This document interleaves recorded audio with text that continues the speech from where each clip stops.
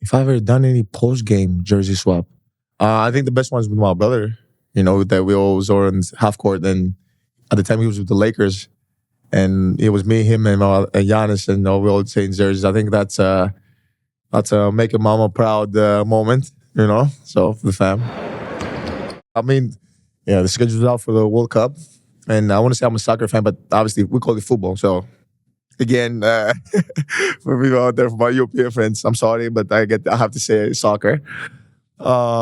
Yes, I want to go. Yes, I'm going, but I'm disappointed though. Like Milwaukee doesn't get to host the game, or like Nashville, like Tennessee. Like I want to see a game, here, or maybe we could host it at Miller Park or like Green Bay, Lambeau Field. So it would be nice to host a game like that.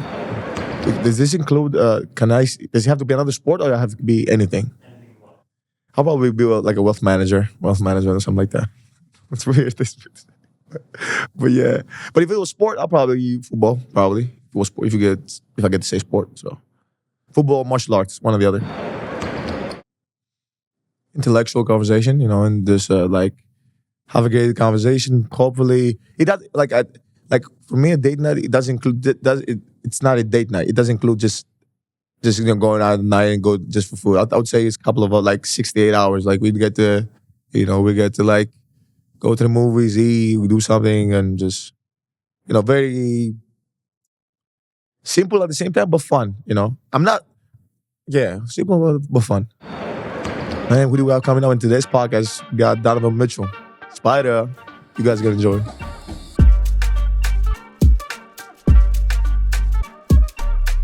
Hey, welcome to another show of Thanalysis podcast.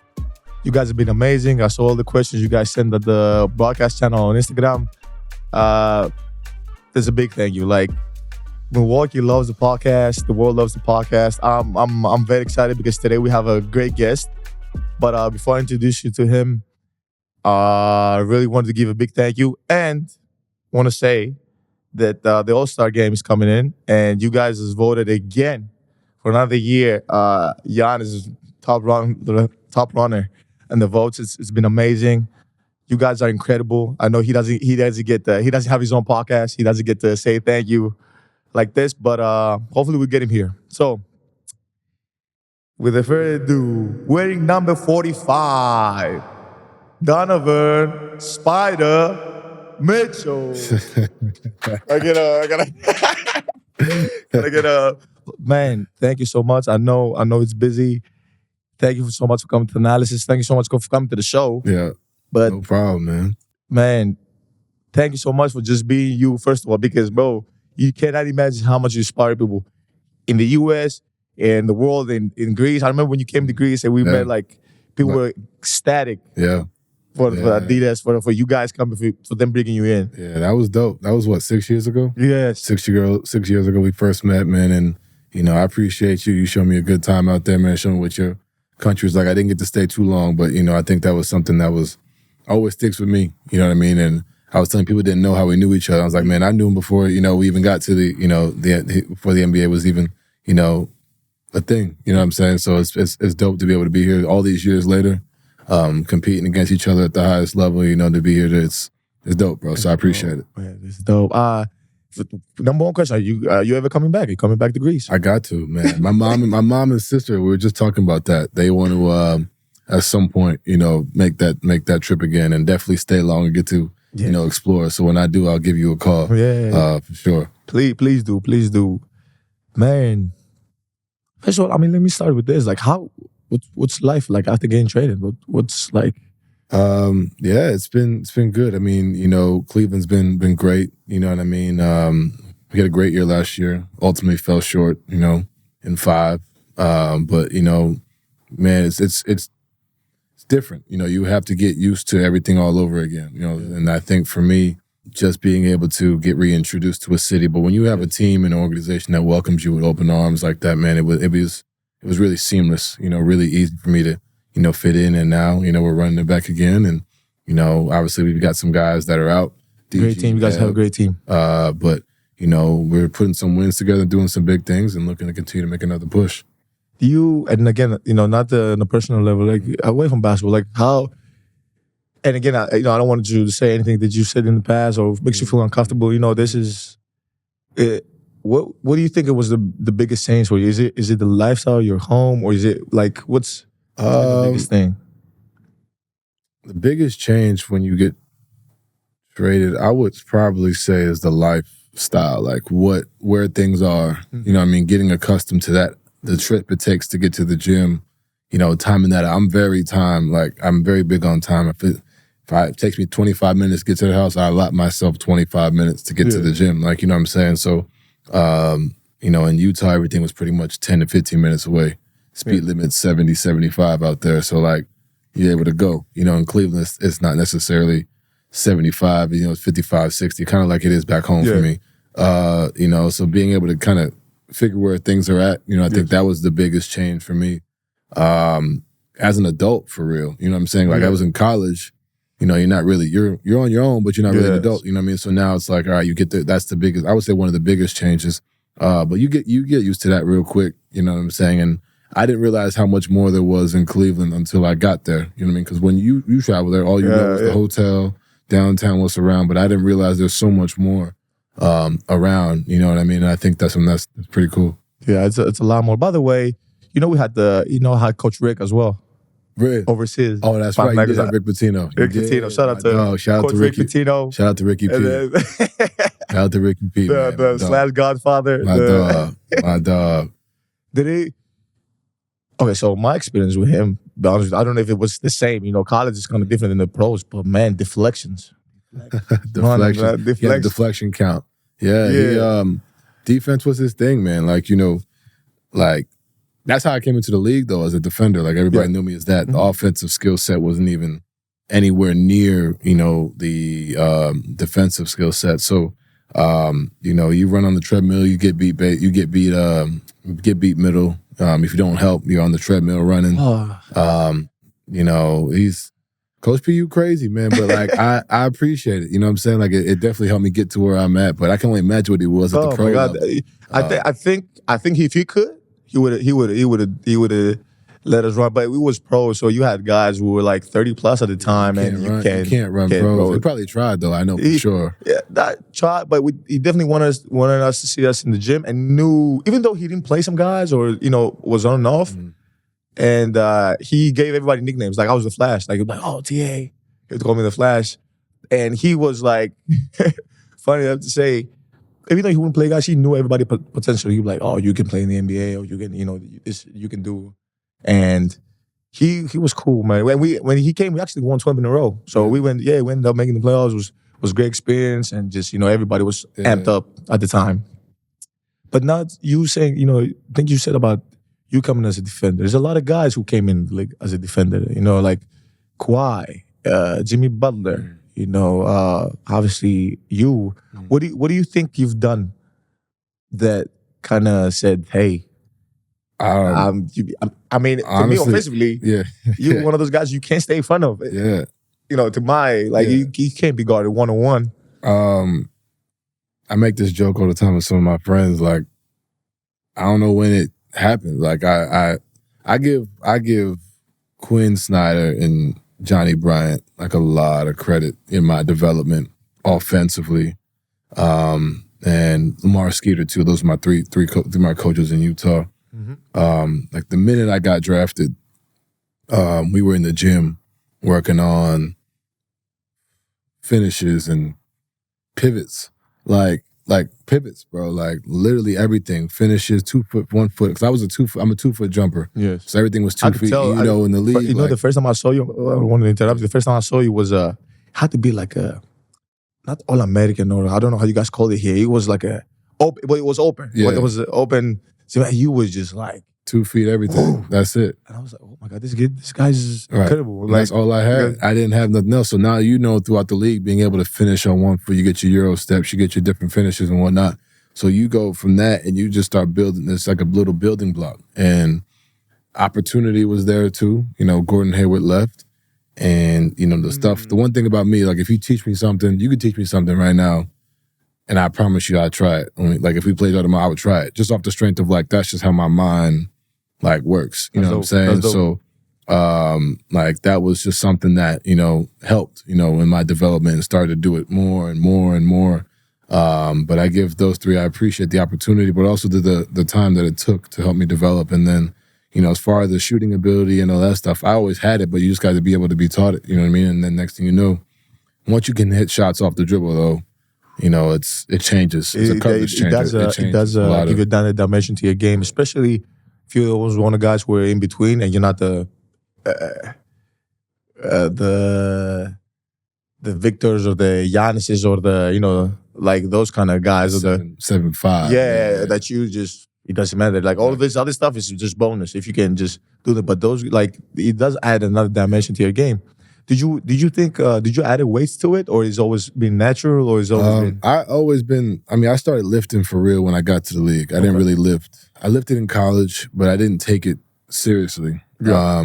And I give all my teammates in my earlier years in my career, I give them credit too, because they taught me like the importance of it. Like Utah taught me a lot, but like when you hear it from the vets, you hear it from the Joe Johnsons, Epe Udo, you hear it from, oh my God, this. Yeah, Joe Johnson was there, my rookie year, Derek Favors. Like those were the guys I came in and watched. Joe Ingles, Rudy was like, at first when I got there, I'm like, what the hell is he doing? But like I get it. Like, the point where he's taking care of his body, like that shit like takes off. You know what I'm saying? So, and it helps you, not just like people think, oh, it's just basketball work, it's all court work.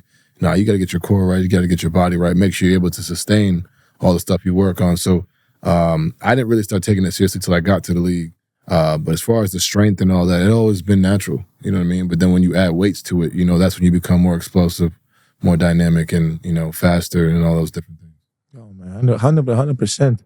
I just say this, as an athlete, it's always been, good athlete, just is in the genes and the family and stuff like that. But just, they don't tell you, like, what do we do? Like, I've had friends who don't play basketball, right? And they would tell me, like, oh, I got to quit smoking, or I got to quit drinking. And I would tell them, like, yo, I got to quit sugar. And they would look at me like, oh, my God, you're another. People don't understand. People don't understand that diet. That diet is crazy. So they look at us and go like, oh, my God, you guys are in another stratosphere, saying like, oh, you want to quit sugar when I'm trying to quit, like, smoking or drinking or going out, whatever case might be. But, okay, what do you think did you have a year that you said, that, oh, this is it? Like, I'm here now. Did you have one of those years? Like, I'll give you an example. For Giannis, I would say it was his fourth year. Mm-hmm. It was the year that he was kind of in between. People was like, oh, okay, we're going to let him play. But they was like, oh, sure, if we let him play, this guy's going to average. And then the next year it became, okay, we can't let this guy play. And then found him more ways how to defend him. But I think it's fourth to fifth, if I'm not mistaken, something like that. For me, everybody else realized it before I did. Like, the organization realized it. Usually it's like that. Saying? So, like, they saw it right away. They just didn't, it was a matter of when. Like, you know what I'm saying? I saw it, I didn't believe it until my second year. Like, even after the playoff run, the Rookie of the Year battle, the dunk contest, the Rookie of the Month, like all those different things, like, it was like I was living in 2K. Like, my player. Like, it was like I get drafted and I'm thrown into the starting lineup. I didn't expect to even be starting. Now I'm playing a lot. Now I'm averaging 25. Well now deserved. I'm like 20, like whatever it was I was averaging at the time. I mean, my percentages wasn't that great, but like, I was still doing things that as a rookie, you know what I mean, you just don't do. Like, you know what I'm saying? And I think this comes with this respect as well, you know? And that was, for me, like, I was just like, man, I'm riding this wave. Like, I'm fresh out of college. I'm riding a high right now. You know what I'm saying? We get to the playoffs and we beat Russ and PG and them and Melo, and I'm still riding this high. Like, even when we lose the second round, it's like, this is what life is like, I guess. Like, you know what I'm saying? And you don't realize how significant, those moments are. And then I finally realized, okay, like, I'm really in the NBA and I'm really like one of them dudes when I started getting game plan differently. Like, my first year, the scouting reporters, I can't shoot. Some people going under. So now I'm getting 40s. Now I'm shooting like 5. I'm getting 4 threes in the game, 5 threes in the game, 6 threes. Yeah. Now the guys, like I remember we played Golden State. I remember we played them at the beginning of the year, and Clay would always go under. Now Clay's bullying me over. Like he's fighting me over the screen. It's like, now he's funneling me down to Loon and Dre and all them. And it's like, all right, like you got to figure that out. Like, you know what I'm saying? And like, that was something that it hit me. Like Marcus Smart was doing that. Drew Holiday, like and that was when he was with the Pelicans. And now he's funneling me down to AD, which before was like, all right, let me gap it, get to this rescreen. Like, I bet you gap it, I'm gonna go ahead and shoot it. Like, you know what I'm saying? So that was when I finally realized, like, oh, and I started struggling with it too, because I was like, oh, this isn't as easy as it's just like, yeah, you go through you got to go through fire. So I didn't hit my rookie wall till my second year. That's when I was like, oh shoot, like, all right, this is it. And I realized that's a respect level though. Like, I mean, the coverage change, like you're changing the cover, how people guard you. So like that's a respect level. And that's when I was like, all right, this is real. You know what I'm saying? Then I had a terrible playoff series against the Houston Rockets, and my mindset just flipped that year. And after that, I hadn't missed an All-Star game. After that, you know what I mean? It just continued to elevate year by year. I have a quote or saying that championship teams, great teams, great players are built in the off season, not in season. You know that what comes in season is just a product of what you've been doing off season, right? All summer. What's your take? I mean, obviously, I don't want you to give up your secrets here on the podcast, but it's more of like, you know, an advice to the kids and the people who are listening to the pod. Do you feel like this is something specific? Do you give some time to yourself, or you go straight to work, or? Depends. Last summer, I was done earlier than I ever have been done in my career. April 26th. Never been done in April. So last summer was more like I didn't feel like fucking going on vacation. Yeah. I had to force myself to take the mental time, because that's what people don't understand too. You can get right to work and that's cool, but like you're gonna fry yourself by August. You know what I'm saying? So I had to force myself. I didn't leave my house for like 3 weeks, so like this summer was different for me. But like I got back into it earlier, for sure. But typically I take about, month, 3 weeks, where, you'll do weights, you'll do like stuff like that, you'll get cycling classes in or whatever. Okay. But, I try to give myself that time to just, I call it being normal, like being like, you know what I mean? Because like you don't have to worry about you putting your mind through the ringer, like all, you know what I'm saying? That's the first time, and that's the really only time for me all year where I can detach from the game and just be Donovan. Yeah, just wear another hat. Exactly. Yeah. So that time I think is extremely necessary for everybody. But I think for me, that's about a 3-week process, depending on what round, you're in. But that's a 3-week process. You said something before about the dunk contest, right? Mm-hmm. And man, everybody knows, bro. You're athletic. You have crazy dunks in game, outside the game, in practice. What would you say was the craziest dunk you've ever done that nobody's ever seen, though? Nobody's like ever see you do. You think like something that's pretty dope. And I know like you're one of those guys who don't really want to talk about themselves and how they say, but like the craziest dunk I've ever done that no one's like few people have seen. I'm playing, and you can find this too. It's Under Armour All-American game. And that game was crazy with the amount of pros that were in it. It was like me, Jaylen Brown, Jason Tatum, Derek Jones, Josh Jackson, Harry Giles. Like there was a lot of talent. Dennis Smith. There's a lot of talent in this game. And D. Jones, he took the ball from the inbound. He threw it from the opposite free throw line, extended. And he threw it all the way back here. I ended up catching it with one hand, and I dunked it. And that was really the dunk that like people, this is right around I was getting recruited by Louisville. And that's when people really started to, know who I was. Yeah. But that to me was one of the craziest dunks that I've ever done. Man, and I have a theory, right? This is true story. Mm-hmm. like basketball is basketball, but like I believe that like certain players are more entertaining than others, and certain players get paid more. Like overseas, this is this is true story. Like overseas, it's all about winning, but certain players who play a certain style of way get paid more. It's the fans' favorite, the hustle guys that. They're gonna give you a block, a dunk. Like you just want to watch them play because you don't know what's the next move. Exactly. Right? And obviously one of those top players. If you could say, okay, if you could say who's your top 5 like dunkers for you, like you ever? watch, ever. Like, but it's it's unfair to say ever right now. No, but for you, let's go in the league right now. Ja. Okay. Ja, Zach. Zach. I'm assuming you should talk about Zach LaVine, right? Yeah, Zach LaVine. Aaron Gordon. Anthony Edwards. I put myself up there too at 5. I'm trying to think. I'm missing somebody. I think you're missing a kid from Dallas. Jones. I said Derrick Jones. You said him on the D Jones. Yeah. Did I say D Jones? No, I don't think you said Zach. D Jones. Yeah, D Jones. D Jones. I put D Jones in there.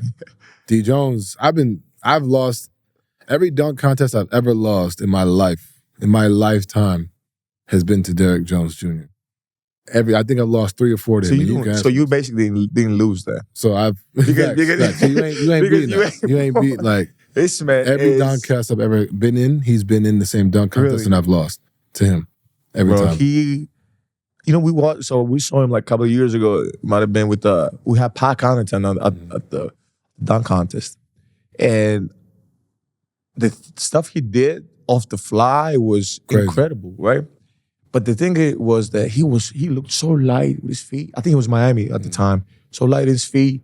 And it didn't look dynamic because when you dunk, it looks really dynamic. Like it's certain players within dunk, like when Aaron Gordon dunks, it looks dynamic, right? But like Zach or Dane, he just looks like floating. It's floating. Because especially when Zach does it. Zach,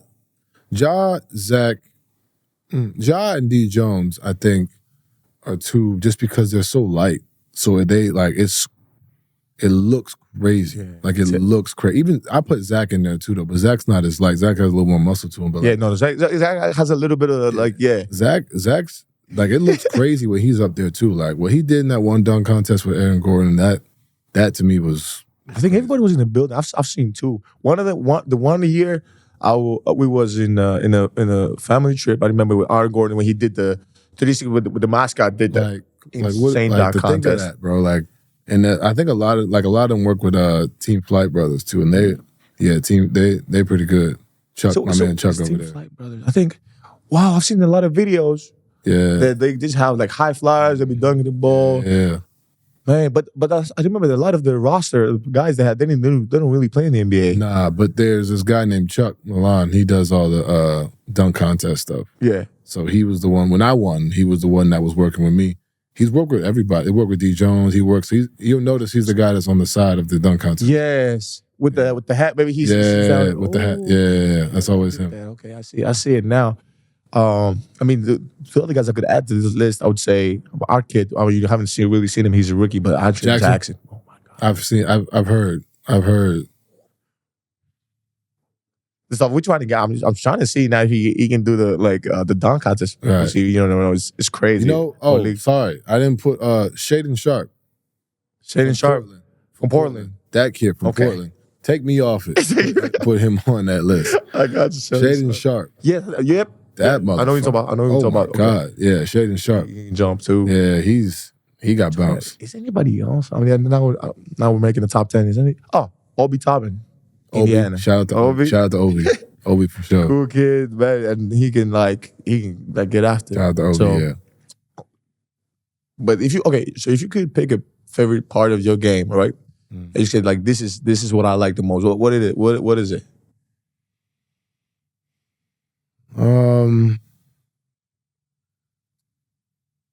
I would probably say my scoring, but if I were to give you a more in-depth answer, I'd probably say Off the dribble threes. Off the dribble threes. Off the dribble threes. Like, that's a coverage. It changes the coverage. You know what I mean? Like, you got a guy on y'all's team now, Dame, like, you got to take a step out. Like, you look at the steps of the world, like, you be able to make an off the dribble three, it changes the whole game for you. They got to be up. Now I'm so dynamic I can get by. Now if they have to help, if they blitz me, cool. I'm in the pocket. You're in the pocket. Like, there's so many things that shot changes so much. It opens so much up for your game. You know what I mean? I think that's something that I love that I figured that part out and started to get really, really good at it. Yes. One of the things I believe, obviously, and everybody has a different opinion, but this is my show, so I get to make the rules. Is I believe like you're so underrated because you came in as a defender, but you're like, you being a two-way player is so underrated because I know you average high numbers, I know that, but I believe that if you went to a team that that has 2-3 alphas and everybody's together, like, bro, it wouldn't be insane because then you don't have to score 40, every night. You don't have to score 50, and you would have to, like, you can shut down and, like, and take some assignments, bro. I really believe, because you think about this, like, you came in the league as a defender, and then you evolved to something you blossomed to something different, which is amazing. Like, a lot of guys have done that, but if you think about it, Kawhi, same thing. His defense is elite, and obviously, with the injuries, not injuries, every guy, Jimmy, the same. Who else can I put in that category came in? Drew Holiday is great two-way player, the same. Drew Holiday, offense, defense. Paul George. I literally was Paul George. Like, this guy, bro, is, and they don't say that about him because he's so skilled and so not like matched with it that he blinds our eye. But, bro, defense, 6'7", 6'8" bro. They got especially the two Kawhi and PG, they got, some intangibles and some stuff that's just different about them. You know what I'm saying? Like, as far as them being 6'8", being able to move the way they do, being able to defend the way they do. And, I'm not at my best defensive like I want to be. I feel like I've grown to be better. I think I had a pretty bad year in Utah that one year. But, I think there's room for me to grow in that area. I think I've grown, in that area. But, to get on the level of those guys you named, to be an all-defensive player, to be a two-way player, that shit ain't easy. You know what I'm saying? That shit is not easy. But I think for me, just being able to continue to grow and be better and better, you know what I'm saying? Like, that's the mindset, every year. But yeah, man, like those two in particular, you got those two, you got the Jimmys, you got the Drews, like. Yeah, and the only reason I say it, and not to put no pressure on you, and go home and you're thinking like, oh man, I gotta. It's more of like you got intangibles, you got you already got the whole set for you. So it's always been about, okay, the outside of the situation. I mean, which I'm required to do a lot. You never thought about it too, because if you've been in Utah 5 years, like now you come to Cleveland and every situation is kind of different. But think about you thinking like, hey, I don't need to. I can like kind of do both, So, which is. It's there.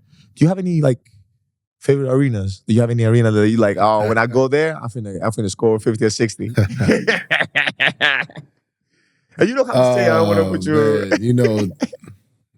This shit gonna go for sure. This one gonna be the one that everybody talks about. No, they don't have to if you don't want to. No, it's more cool. like, I don't care. That's what happens. It's, I mean, obviously going back home. Either arena, the Garden's the Garden. I've been there as a kid. I love being. I ain't gonna lie, being booed there is probably one of the most fun experiences I've ever had. Being booed there, being booed in Boston, being booed. Where's the other one? Booed there, booed in Boston. LA, they don't really boo for real, but like I love playing in their Boston. Get you out. Boston Garden. So both Gardens, the Barclays, the Staples.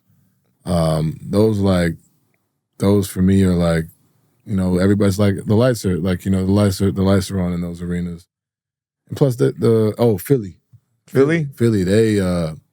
but they've been booing me because of the Rookie of the Year with Ben Simmons all them years. So they always hated me. So I got the worst of it my rookie year. But okay, so my rookie year, they got the worst of it. And sorry, I don't want to cut you off. But think about this, bro. It's the NBA. Do you really think they hate players. Like, if you No, I don't think about, they hate players. I think it's just like, I think probably it's that's like the a moment. moment. Because if you automatically play for them, now, they will love you. Now they say whatever. But you know, if I had to give you a list of like 5, just like your best. Like I know when I go there, I feel great.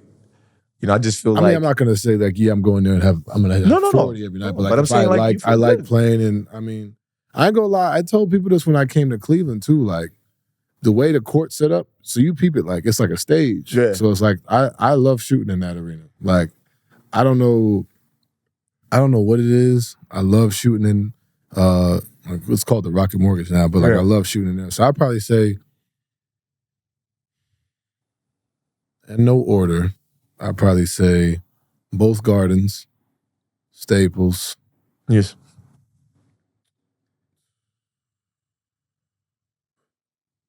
Both Gardens, Staples. I'm gonna put Rocket Mortgage in there. I'm gonna put Utah in there too. Utah's arena. I mean, you was there 5 years. Of course, you like that gym, bro. It's your gym. I'm gonna put Utah quote in that unquote. You know what I mean? Bro? It's your gym. So I bet I'll take. So not including the teams I play for. Okay, not including the teams. So I'll take those not including teams I play for. Those 3: Garden. So MSG, TD, Staples, Barclays. I'm trying to think. What's Barclays? Is it the gray? Is it the gray? That's the gray. Yeah. They all use. I like it when the lights are off, like the lights you can't see. Like, so it's kind of like just the court. Like, I like that background. So you love the in-season tournament. I was kind of. I didn't get to play in that. Oh, like, I didn't get to play. So you would love the in-season. I was kind of like. You don't like. I like it when the lights are off. I like the lights were off, but it was just so many colors that guys didn't know. Like, you would have a different color in the free throw line, different color court. on the court. No. I like the fact that it's just dark all the way around. I'm trying to think of the last one. Damn. Phoenix is dope too. Phoenix now. Phoenix, what they have now, what they've turned it. Phoenix is what they've turned it into. It's the same thing where it's dark on the outside and the court is lit up. So that's probably. You think it helps you lock in more, or you just like? No, I just think it emphasizes the moment. Like, it emphasizes, like, you know what I'm saying? I think that's something that, you know, it reminds me, like, the bubble was that way too. Yeah. When the bubble was just dark all the way around. It was just the court. You know what I'm saying? And again, not to press on this, you went crazy in the bubble. Like, I like that background for me, like, I think is fire to me. Like, I think it's just something that it just focuses on the court. It's like just all the bright lights, you know, it's just kind of just on you. Man, it's crazy how the way you say it, but think about this, right? How much it matters, like the environment, the energy, because you're professional. You're gonna play great, bro. Even if you go and play in OKC, right. I bet you no amount of money, you're gonna have a great game. Okay, but in certain places, like, man, no stray for OKC though. They just call it a crazy stray. No, I'm saying I just said OKC just because it was so totally different from even with Pfizer. You know, it was totally different from saying MSG. Or Detroit or any other team. You know, I'm not saying. I'm just messing with you. First of all, OKC is shout out to OKC. They're number 1 in the West right now, right? Am I mistaken? Number 1 in the West? Number 1 in the West. No, bro. But we play these guys, and these guys are the core they've built, and people, casuals, and we call them casuals, saying, "Oh, OKC is an amazing team, and they've been great this year, bro. They've built this. Yeah. Like, what if you've played." Or throughout the years, this is the only team that you've been going to overtime when you go to OKC because they have great crowd since the time Katie and Russ and all of these guys played. I played there my first year in the playoffs. Really? Yeah, that arena gets loud. I give OKC fans their credit. That arena, they got this little thing. It's like the lightning bolt up top. I don't know if you ever heard it go off. Yeah, they do it in the playoffs. Really? Shit is nuts. Shit is nuts. I'll tell you that. So there you have it. Now they have all these great players from Lou Dort, Shea, Williams. They got talent. By the way, I think his name's Williams. I'm not sure. Jalen Williams? Yeah, Jalen Williams. I'm not sure. You know who he reminds me of, right? He reminds me of Drew. How be able to guard and... Yes. And this is his body. Like, he's a whole, like... He's strong as shit, too. Yes. Strong as shit. He reminds me so much of him when I see his game and how he plays. I mean, obviously, they're both different, but just the way I approach the game to it, and they have they both have this nonchalant demeanor when it comes to the game. Like, they'll still be doing what they do. Facts. I can see that. I can see that. So enough about OKC. I'm gonna move on. Okay, so do you believe that it has something to do with your shoes, like the way you run, the way you jump? For sure, man. I knew he was gonna say it. Yeah, we on number 5, about to be number 6. Number 6. 5, man. Number 6. But man, it's the fact that I'm even having my own shoe is crazy to me. So shout out to Adidas for this. So I had a deal set in place my rookie year, and then after my rookie year, they ripped the deal up themselves and gave me more money and gave my own shoe. You know, in business, it's not unheard of. I mean, it was just something that I love you, bro. I appreciated it. Showed you love. You know, and then I just re-signed this past year, but the 6 will come out in the playoffs. But just to be able to have your own shoe, to be able to give people my shoes. So wait, the 5 is now out, and 6 is going to come out on the playoffs. Are you going to be rocking it? Yeah, 6 will be coming out in the playoffs. So I think it's just something that I'm truly honored. You know what I mean? But I think the 6 might be one of the best shoes. Really? So I think so. I think it might be one of the best. I love the 5. I think the 5 is the best one now. But I think, and I'm not just saying this because it's my shoe. Yeah. I just You're not being biased, plug my own shit. You know what I'm saying? But like, I think, the 6 will be, you know what I mean? I think it'll be the next best one. So what? Okay, so like, walk me through a little bit. Like, what's your process? Like, do you walk in and they show you the makings, they show you the designs, or I can't sit here and pick shit. Like, I can't be like, okay, I need this, I need that. I need them to make the shoe, and then just see like, do you like this? And I just say yes or no. Like, that's where I'm not good. I don't have that eye to be like, okay, cool. Like, our process with Nike is kind of like the similar thing. I don't want to give away. Obviously, we're talking about different companies. I don't want to give away things, but it's kind of similar to it. I mean, there's some guys though that be like into the fabric. This needs to feel a certain type of way. I do, because I've talked to other guys around the league about it. They have their own shoe, and some dudes be like, really, I can't. I just don't know what's going to look nice. We one of them. You know what I'm saying? Like, I just don't know what's going to look good or what. I just trust, like, this is what y'all do. I'll give my input at the end and be like, all right, cool. We could change that and pause. What does this look like? But it's early enough in the process that we can still change things if need be. Have you ever had the opportunity to either switch something, or you had to? Is it last minute? Or nothing too crazy. Okay. If anything, it'd be like where the logo goes, or like what color this may be, or what fabric, but nothing to the point where it's like we got to change the whole thing. You know what I'm saying? Like, it's never been anything like that. And I remember you came to Greece, and when I was first, I don't know if that was my first, right before my first shoe. That's your first shoe. My first shoe. And would you say that you impact the release, the colorways? Because like, by the way, I was looking up something, and everybody has their own release and the way they want to launch the shoe. And obviously each company works different when it comes to input from the player.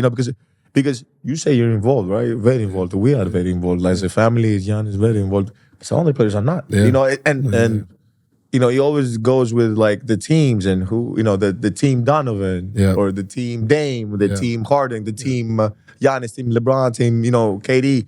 Like, I think every team is different on how they like, relay information and, about the launch and what makes them feel comfortable. Like, do you have... Yeah, I try to, we try to keep it, playoffs was like the new one every year. Okay. So like, playoffs, you get to the summer. I don't know if you noticed, we released at the same time. Which one? Which was the... Yeah, so like we released at the same time. Like, that's like every company has like I don't know what you call it. Like, the time like the spring. So like, I think the fall is like, I think the fall is James and KD. The summer is me and you guys. So it's like, for me, I was always cool with that because that was when I was doing the summer tours. Like, we go to China, you go to Greece, you go to so I was like, all right, cool. Like, so, and so every athlete has their own, special area. You know what I'm saying? So for me, it was always the playoffs. And now things have changed, obviously, with COVID, but now we're back to a little bit normal, I did right? my birthday around my birthday this year, this past year, but, like every summer, is pretty much when I release, just because for me, it's like, that's when AAU season is. That's when AAU season hits. That's when you want your shoe to continue to take off and continue to numbers. So then once the schools come around, like everybody's already been wearing your shoes, so now here comes the next batch. Here comes more. Man, and I'm always gravitating to people who are into business because I'm very into business mind like guy. And you seem the same way. Would you? Who is Donovan outside of like basketball? Or who's who? I don't really do. I don't do much. You know what I mean? Like, I live where I live on the East Coast. I keep it real tight with my family, my friends. The biggest thing for me is I like to give back. Give my time. That's my biggest thing. Like, you give money. Everybody does that. Everybody gives, and that's fantastic. You know what I mean? I'm not trying to knock on that, but I think giving people your time, like you said, like your time in Greece, like when y'all go to Greece, like that means a lot. Like, you can give money to Greece for sure. That does a lot too. But like being able to go back and just be, just be a presence. You know what I mean? I think that's the biggest thing. So I'm the type to pull up to random AU tournaments at, the spot. I'm not going to give the spot a plug, but it's in White Plains. You know what I'm saying? I'm random AU tournaments all over Westchester, Connecticut, New Jersey area, the city. Like, you know what I'm saying? Because I'm there. You know what I'm saying? And I do it during the year too. You know what I mean? I go to high school basketball games and just kind of show myself, show my face, because I know when I was in high school, I would have loved for that, to happen. So I think that's pretty dope. But then outside of that, man, I really just chill with family and friends. I don't really do much. I don't want to say it's boring, but I'm more like an in the house. Bro, this is guy. I don't think people realize that. Even me, like, I have like people who were talking about the social media team. They're like, oh my God, you could be posting 1,000% more of what you're doing. You're doing so many things every day. I'm like, guys, at this moment, I want to do things that I really like, but at the same time that is giving back. Like me, even the podcast, bro, I'm learning through the podcast about the American culture. I'm learning from my fans. I'm learning from different people. Like ever since I started doing this podcast, because everybody has a different reason. I understood, like, oh my God, it's incredible. Like I get to interview people, I get to see other life, I get to learn from people, either good or bad, because you can learn from people's mistakes as well, not just the good parts, But now that you say give back, I want to talk a little bit about more because I want to talk about the scholarships that you do. Yeah. That's why I want them to really hear about that. So obviously I went to private school growing up. I was very fortunate to be able to get a scholarship myself to go to private school. And for me, being able to use my platform to help Black and brown children, go be able to attend private school. I can't afford it. You know what I mean? So for me at this school, at Greenwich Country Day School, right now what we're doing, my mom's a teacher there, my sister went there, I went there. So right now we pledged $12 million. Obviously we're building a gym for, basketball. What did you pledge? $12 million. So you heard that? $12 million, man. And a lot of it, it obviously goes towards building the gym for the school, but also it's giving, scholarships, to kids, whether it's from New York, up from Norwalk, from Bridgeport, from all these different areas that are surrounding that have the grades, have the ability, just don't have the means to go to private school. You know what I'm saying? And, something for me that I was given that opportunity. You know what I mean? I was given the opportunity to do that. So, right now we're at 3 or 4 students. I'm looking to continue to build as my years continue to go, and hopefully one day when I'm done playing, I'm a coach there or something like that. You know what I mean? But I think the biggest thing is just being able to just provide, for my people, man. Like, you know what I mean, and be able to show them that there's, like I tell people this all the time. Like I grew up in the 2 different Americas. I grew up in white America and Black America. I watched my friends go on spring break and go intern at Goldman Sachs and learn all about financial literacy in the fucking 9th and 10th grade. And then I also watched, I was part of it. I would go be playing sports because that's all I knew. That's all I had. You know what I mean? So understanding that we could bridge that gap and you can learn about that at a younger age, as we become older, there's no separation. So now you're reaching more of an equality, as a group of people. But I think that's the biggest thing. That's where the separation is, in my opinion. There's a lot of other stuff for sure, but I think a lot of it too is just the uneducatedness of each other, not knowing what the next person and exactly. And if you could, the earlier you bridge that gap, because eventually this is what people don't understand. It's 2 ways. It's 2 things that happen. is either you bridge the gap when you become successful, Right. because you have to. Right. If you really want to, if you want to keep your next generation successful, and generation after that, And then you could be too late where you become Yes. successful and then you learn these things on the fly, but you're already being taken advantage of.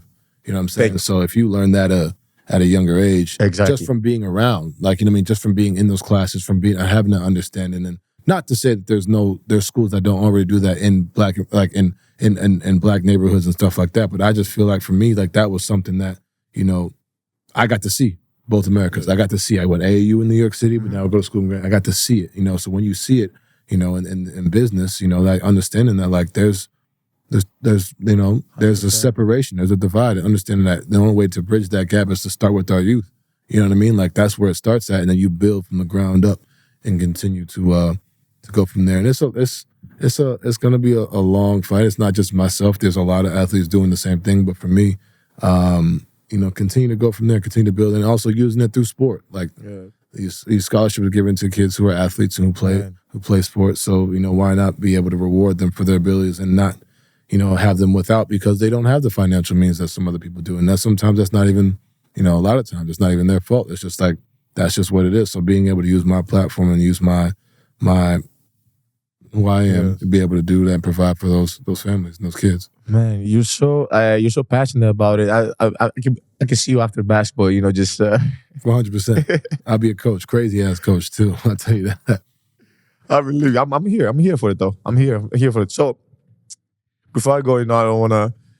So I have a section that I pick and choose sometimes which guest I do it with. So I'm gonna give you some facts and be honest. And I want you to know. Let me know if you know any of these facts, right? Okay. So this fact is an animal fact, actually, right? And be honest. Let me know if you know this fact already. Okay. So did you know that cows have best friends, and then like they can become like stressed when they're separated? I did know that. How did you know that, bro? Because they be saying like when you go to like the free range chicken and all that. I don't know the. Oh yeah. But they say like, you know, stress-free chickens and all those different things. I knew that was a thing. So, I know it was cows, but I knew that was like a thing. I don't know the exact science behind it. What I'm very off of what I'm trying to get to, but I did know that. Yeah, because you know, basically they're like best friends, and when they're not together, they're like stressed or separate, and they show it like actively showing, pacing it around, and they said that when you cook them, like the meat is different. Like they're better for you when they're not as stressed. I said, man, we'd have to get a chef here to give us like a whole like. No, I'm not even joking. Like culinary chef. Okay, I'll give you another one. It's a food fact. Did you know that like honey never spoiled? I didn't know that. They've had like archaeologists find like after 3,000 years like pot like with honey really intact. I get a honey lemon ginger tea every morning, so that's good to know. Never. You just keep it. Never spoils. I don't know what it is. I don't know. And please, people at home, please look that up and hit me up and let me know. But this was a great fact. I was like, oh shoot. Okay, are you a dog person, cat person? I'm starting to become a dog person. Wait, you were a cat person, or just not at all? Nothing. I just chilling. But okay, so so a dog person. I have a fact for a cat. So okay, did you know that like some cats are like actually like allergic to humans? I didn't know that. So they're like that's probably why they're so mean and all that shit. You know what I'm saying? That's probably so why. That tells a lot, because a lot of people will say like, oh, cats are kind of very bougie. I'm like, no, some cats are actually allergic to humans. Allergic to all of our bullshit. That's what it is. That's exactly what it is. Can we put that on shorts? They're allergic to all our BS. Allergic to our bullshit, man. With that. Okay, so I'm giving last one as well. And that's it. From the facts, funny facts.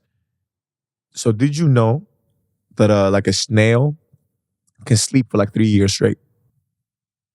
Like, I don't know how you can find it. I'm telling you. I didn't know that. I didn't know that one at all. So you know how like they don't move? You're like, man, they just stuck. They actually sleep for like 3 years straight. That's good rest.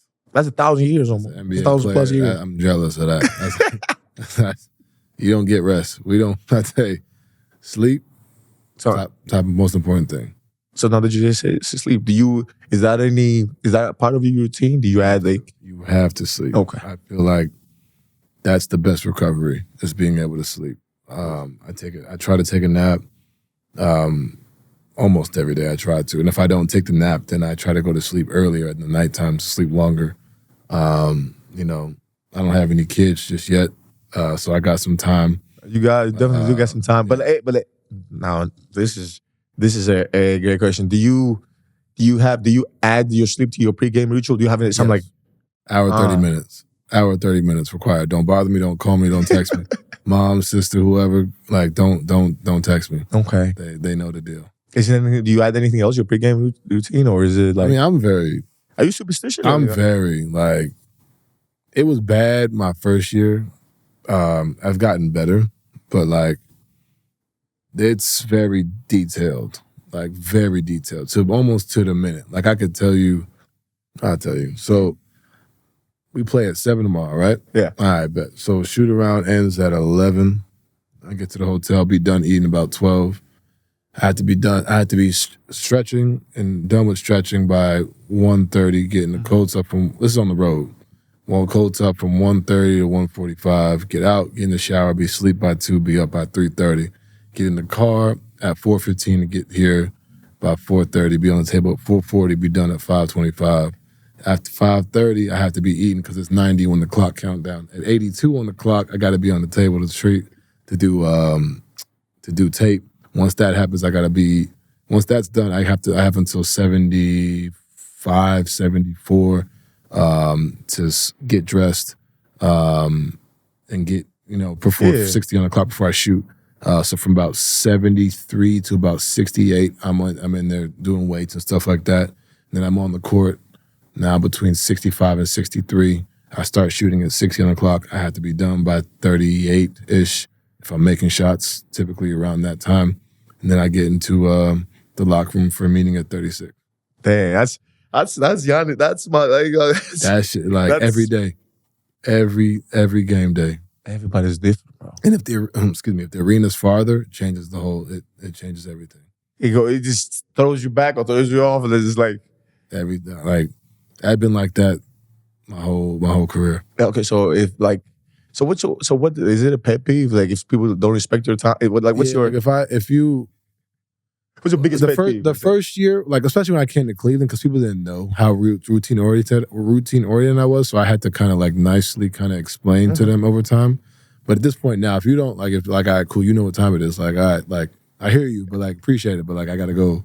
You know what I'm saying? Like do my thing. But like I developed that early. But it's funny how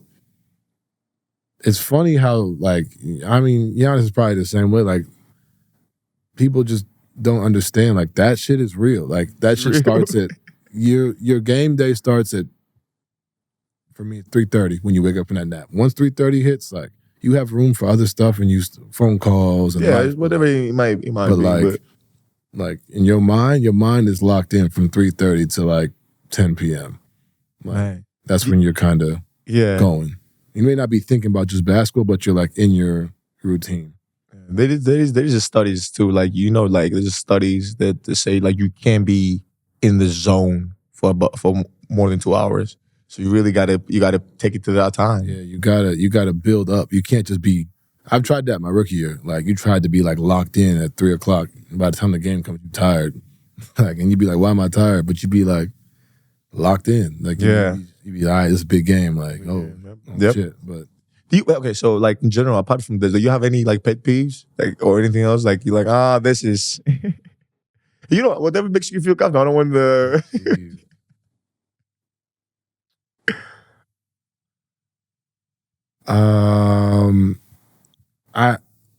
I'm a big road rage person on the road when I drive. Like I cuss people out.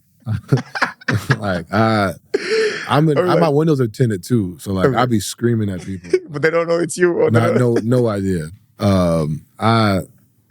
That's probably my biggest thing. Everybody that knows me knows I have a quick fuse and like I don't care. And if you honk at me, I'm gonna drive slower. Like I'm that petty. Like you know what I mean? Like that's probably like if you driving in the fast lane, you not going and you going the speed limit, like we have a problem. Like you know what I'm saying? Like you getting me angry just talking about it right now. Like, you know what I'm saying? Like, that's just me though. Like I don't know My mom is not like that. My sister low-key is like that. My dad's not like that. I don't know where I got it from, but it's just one of those things. I hate people who walk slow too. If I'm trying to go somewhere. Because I walk slow. And like, you know, when you be on the sidewalk and like, there's clearly no space to walk around and people just act like you don't. You can't overtake while walking. I'm like, what are we doing, bro? Like, I gotta go somewhere. Like, you know what I mean? Actually, I think my mom, like, I think we took this from my dad. We walk too fast. Like, my mom would be like, why y'all wait for me? See, that pissed me off too. Like, where are we going? Like, you know, we just played a game. Oh, man, you walking fast. I'd be like, mom and sister be like they gotta get to the car. I'm like, I just played 45 minutes. Like, come on, like, chill out, slow down. Okay. Oh my God. Those are not too big. Those are like the two big ones for me. Do you have any? Oh, bro, what? I could give you a whole list. I'm not pet peeve, but I'm big on appreciation in general. Like, because I'm one of those guys who, one of the great skills I have, I'm dependable. Like, you call me and you know, like, I can depend on this person. It's a skill. Like, bro, I know if this person says yes to me, for that not to come through, has to be catastrophic. Right. Has something like we had a disaster. I'll always come through. So one of the places, like, oh, come on, man. Which I understand, you know, everybody's schedule is different or stuff like that. But like, if you didn't come through for some bullshit, bro, like, I'm like, oh, come on. So that's, I would say, one of our biggest one. That's it. I'm different. I put the least expectation on everybody, so I'm not upset. Really? I'm not upset. That's not an indication of my friends or nothing like that. But like, my mom, my sister, I exclude them from this one. But like my friends, I'll be like, all right, cool. If y'all come, if y'all slide, cool. If y'all don't, I'm not tripping. Yep. That way I don't get upset. Because then if I expect you to be there and you're not, then I act like you. Gotcha. I feel like I don't know if I built this trait because of my brothers or just my family, just like being just always like, because as a bigger brother as well, like I've always been the guy who, and I can see that with my teammates too. Like I'll be you can't imagine, I'll be if anything going on, I don't want to put people out there or anything like that. Anything go wrong, anything, I know I'm the first contact to be like, oh, this is going on. Like, let me know. Like, and I'm always, always honest. But so I have the other thing too. I am very straight, open, honest, but I'm not, you know how people are just being jerks? I'm not a jerk. I'll always tell you the truth in the way that you understand it. Like, I'll give you an example. Like, if I wanted you not to shoot threes or anything like that, I tell you. I'm not going to say don't shoot threes, but I'm going to be like, hey, you're a great shooter. Go shoot them threes. But I believe, because this is always getting through, but I believe. You would piss me off. I would push you off. I know. But I'd rather you just tell me don't shoot threes. No, listen. But in the long run, you know what you'd say? You'll be the only person you listen to. You know why? Because I would always tell you. But I would rather you tell me don't shoot threes. But I am going to tell you the truth. But the way I'm going to say it, you won't understand that I just told you. Tell me straight up. Don't tell me straight up. Nah, you hurting us right now. But I'll tell you. No, because this is the thing. That's me though. That's how, you talking to me. Like, I get people, everybody's different. You got a game. And you're having a bad game, whatever, and you're not making threes. If I go to you, bro, and I say, you're hurting us, what are you doing? I prefer that. Wait. You might be one of the 5%. I cannot find somebody who's drowning and throw him a rock. I gotta grab his arm and say, hey, move your feet. I respect that. Move your feet. Come. I respect that. Move your feet. Because if I throw you a rock and go like that, you're gonna grab it. I respect that. You know, especially but see, you play for Patino, so you know why I feel this. Oh yeah, I already know. Patino, they ain't no excuse. They ain't no excuses. Will tell you what the fuck are you doing? Bro, why are you shooting? So fast. In speed like in a heartbeat. Yes. So it's one of the ones. So that's why I'm more like I tell all my coaches, like, man, if I'm old school, I like that. If I'm shooting like shit, and if I'm shooting too many threes, like, tell me.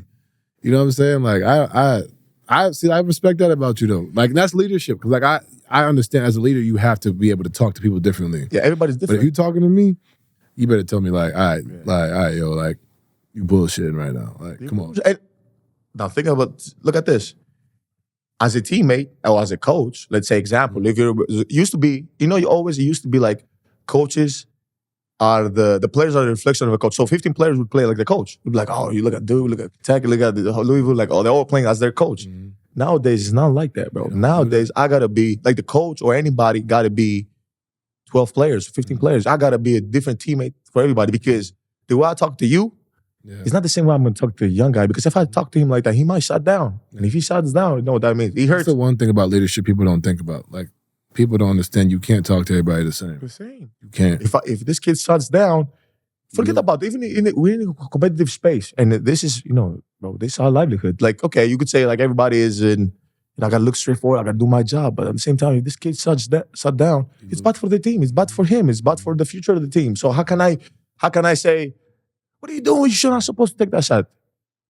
No, he knows he's not supposed to take that shot. The only thing I got to tell him is like, the next time, way down your shoulders, and if you take the shot, you make it. Everybody's okay with it. If you don't make it, we got to get in the lab. And again, sorry, I don't want to talk your ear off. You good, bro. I appreciate it. People need to hear that. I know. We having this back and forth, and I want to be very respectful of your time. And guys, with this, I want to conclude. Actually, I want to ask one last question. Like, what is a quote that gets you motivated and gets you going? And say like, this is what keeps me. I have a few. It calls for different occasions. The one that always sticks with me, when you're going through it, like when you're, because it's easy to have quotes when you're playing well. It's easy to have quotes when everything's going right. Yeah. But I think the one that, always gets me is like, and especially because my journey, like I explained to you, like I didn't expect to be here and all these different things. Like, we didn't come this far just to come this far. Like, you know what I'm saying? Yes. Like, he didn't just, like I tell people all the time, like, you have a bad game, like, you have a stretch. Someone like myself, like, you have a stretch, like, you've done it. I've done it. Like, I've done it. Whatever it may be, like, scored at the highest level. Yeah. I haven't won a championship, but I've done, like, all-star. Like, I've done that. Deep so it's like, runs and be like, the guy. you know what I'm saying? Like, so when you go through those stretches where you're not playing well, like, you have the capability.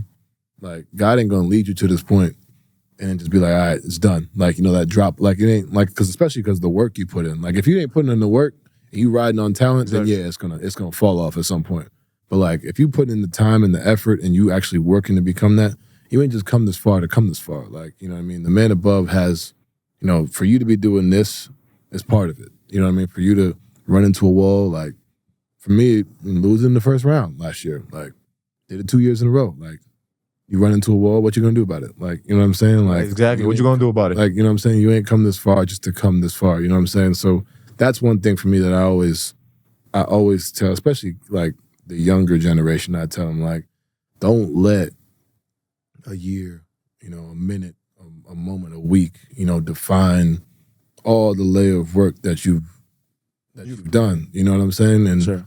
Because if you do that, then that's the level of inconsistency. That means you're not really built for it. Like, you know what I mean? So that's probably one of my favorite ones, for sure.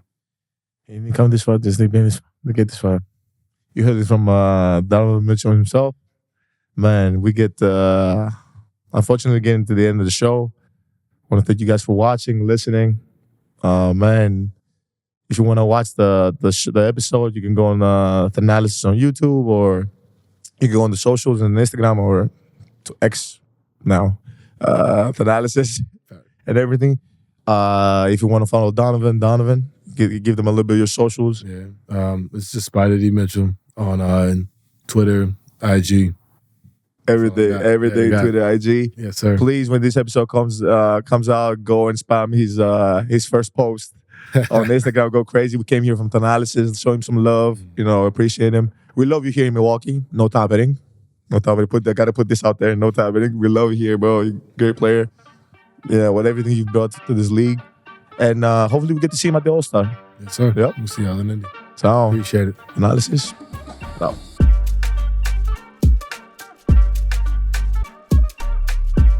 Thanalysis is recorded at No Studios, Milwaukee's creative hub and production studio.